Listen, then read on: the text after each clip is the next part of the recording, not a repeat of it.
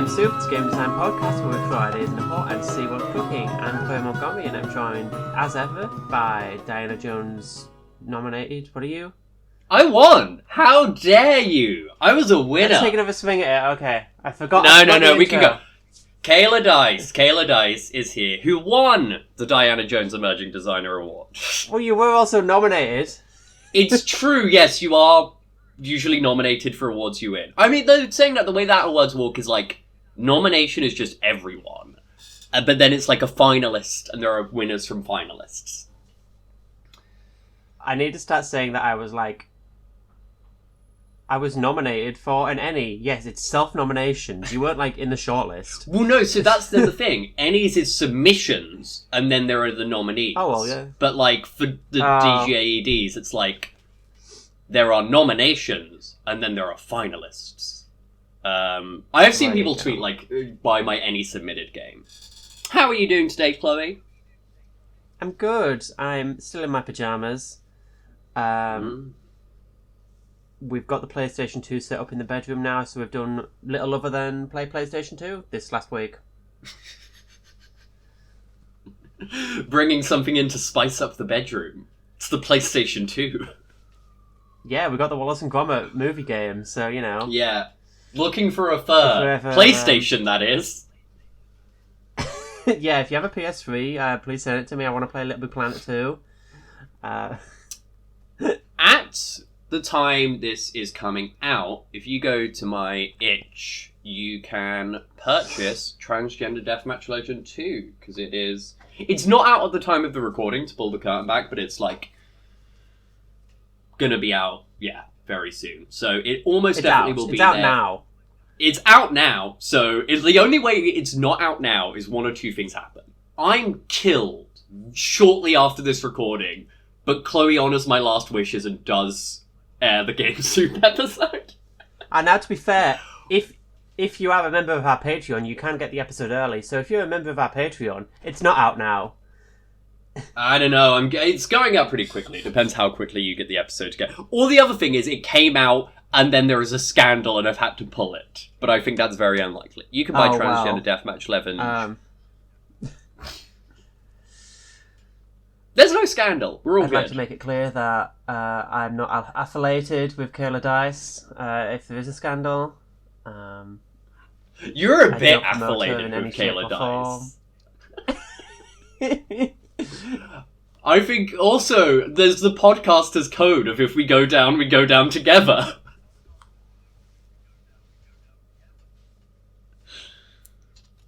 And the podcaster's code. They cancel both of us or they cancel none of us. So by Transgender Deathmatch Legend 2, it's very cool.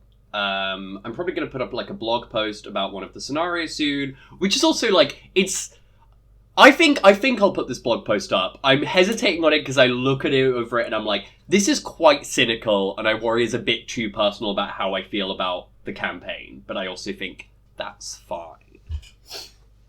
Also coming out this week, it's pre-orders for a thing I wrote for Die, the RPG that I never shut up about. Yeah, that's very exciting. Because I somehow got hired to write for them. Oh, do you not know? I mean, I might have had something to do with that. I'm confused, but, you know. Oh, it's just, when I was in Gen Con and they were talking about the things, it may not have been me, but I remember saying to Kieran quite specifically, I think if you are looking for people for Die, you should hire Chloe Montgomery, because, she's a very good writer, but also, she's massively into Die and has been running a campaign of it, so I think she'd have a... I don't know if that translated. It may have been other things that led to you getting that gig, but I remember recommending you. See, I entirely thought it was just me tweeting about it, and then I randomly got a message from RID's producer, Chant.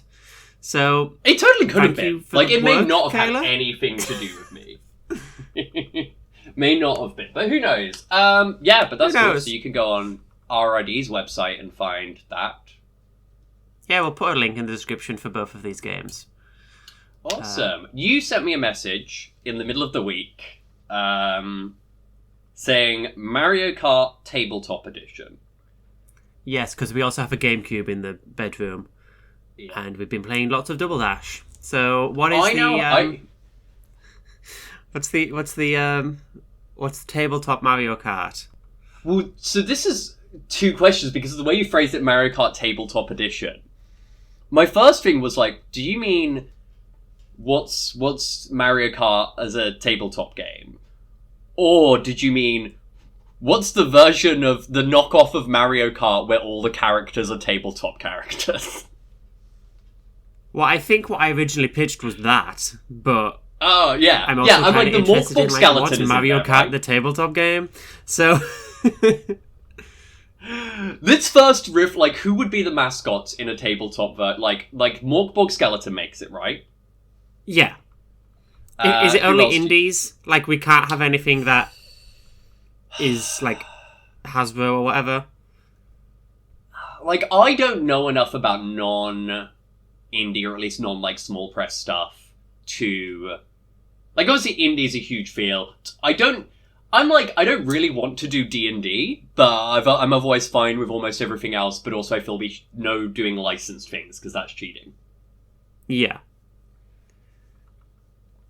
But if you want to, I don't know, if you have anything for big games that are still not D&D, then go for it. Yeah, I think there's like very indie. Johnny Silverhand from Cyberpunk is there.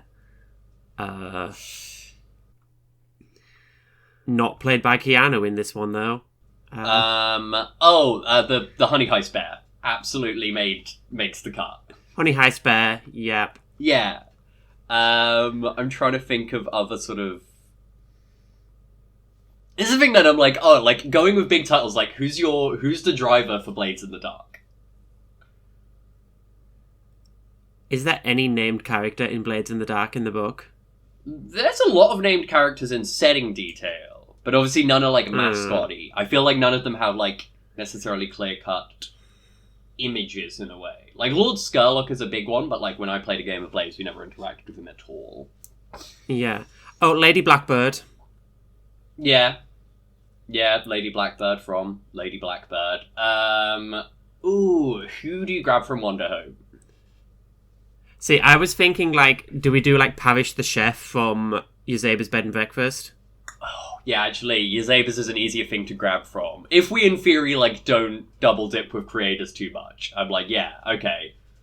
I'd rather Hey Kid in the car. I want to see Hey Kid's yeah. car, but also it has to be one of the non-human characters. It can't be, like, Gertrude or Yoseba. Like, you need to have a cuddly mascot character. I feel like Gertrude gives you an assist. I'm now trying to think of any other big, like, mascots or, like, just cover characters who feel, like, iconic enough to make the cut. I mean, of what, let's do one of our games each. That's how we end it. Yeah. Sorry, I can't even see my RPG collection from where I'm sitting, so... I meant games we've made. Like, would you want to put in the Goblin from Goblin Country? I think a fun thing from Goblin Country will be, like, you get the crew from Goblin Country, so you have, like, 3 or 4 goblins in one cart. Yeah. Like, one's doing the pedals, one's doing the steering wheel. That's very cool. What would I do? Because I feel like... Terminal has named characters, but its mascot characters are so much me. Yeah, like that's you the thing. from the cover of Terminal. If we say, yeah, or me from the cover of Transgender Deathmatch Legend 2. Like, that just feel... It's costumes. I don't want to license my image like that, you know? I guess if I was picking... Like, there'd be some great ones with Swamp Creature, but they're all so mentally ill, it maybe feels weird to put them behind the wheel of a large automobile. And I guess with Psycho Dungeon, I'd be like...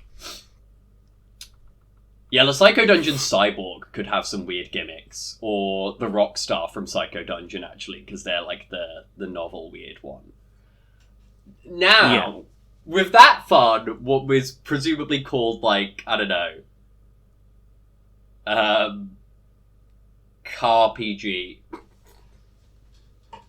The video game CaRPG. We've now invented that. It's a video game as well. It's not even a tabletop game. Well, yeah. If we've got tabletop mascots, it's the video game. What's the Mario Kart as a tabletop game then? Do you have any ideas on this, or were you just inspired by it? think it's like a traditional board game. Mm. And I do think, yeah. Like, I want to say, like, you roll to, like, do corners well, maybe? Like, you have to do some sort of... Spend a resource or, like, get lucky to do a corner well, and then, like, you can speed up and speed down as, like, an action, and then, obviously, you get, like, a random item from the box, which is also a deck of cards, which you can use on people. Yeah. I've got a building on this idea, because I was just thinking about the fact that ultimately I feel like a Mario Kart thing is kind of a roll and move, right? You roll and move, but then I was like, but that doesn't really work because racing is so often people alongside each other. So then I'm like, yeah, maybe you always have a roll for movement, but then you also have a roll for, like, initiative, essentially, like, deciding if you get to start moving your guy first. So, yeah, it doesn't matter if you, like, roll, like, I don't know. I have no idea how big our board is, whether we go doing, like, you're rolling a d6. Like, but let's say you roll a d6, you've got the most movement, but the person who rolled a 3 won on initiative, so they get to go first. And I feel like the roller move is also very gritty, and there's some, like, blockage areas, so they, with their free movement, position themselves in a part where, like, you can't get through and kill your movement. Because... Yeah, it's like, if you have lower initiative, movement, you can get better shortcuts, but, like, maybe you're going slower because you have to, like, slow down and take a shortcut. Yeah, or I think it's just the fact that, like, yeah, I'm imagining, like, a roll move where it's gritty. It's not just, like, square, square, square, square in a square. It's not like a square of squares around the border. Some of those squares are split into 3, and it's like, you can't move over a space someone is in. So if enough players are just able to block a thing, it's like, your movement doesn't matter, you can't get through them. And yeah, key spots where you get, like, to pick up cards. I think, like, maybe, like, different characters, like, if you're a heavier character, you can, like, push people out of the way if they're in your way or something, but, like... Yeah. You probably smaller have characters go faster or something. Abilities to your thing each. The question I have on this is, like, yeah, this is a great tabletop game. How can we make this an RPG? Because Mario Kart doesn't really have a plot.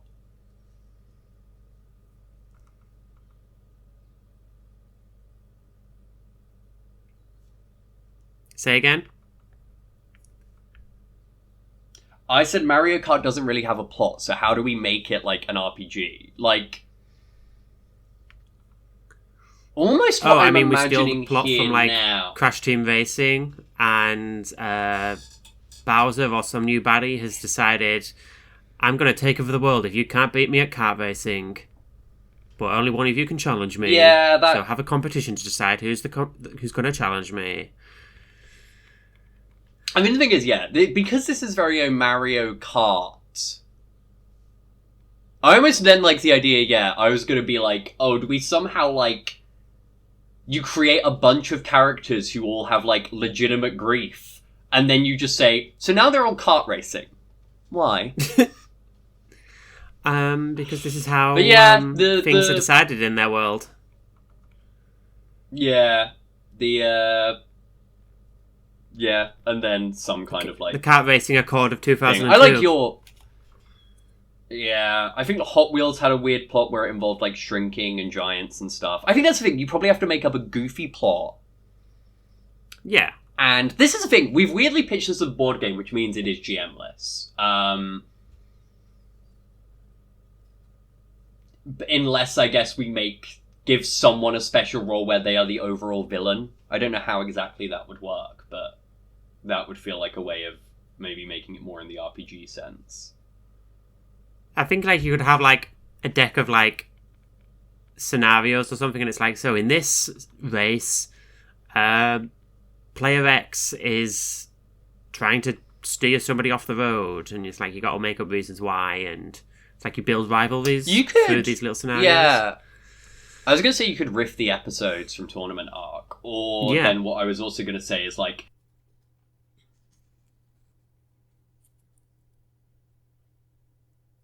it is just a case that between each race, you get, like, just lots of, like, downtime scenes, and you players are building up points, and there's probably a point where a character is maybe statistically eliminated from the league, but they can fuck up someone else's journey, and like that's you've hopefully played enough into their characters that it's interesting whether they do that.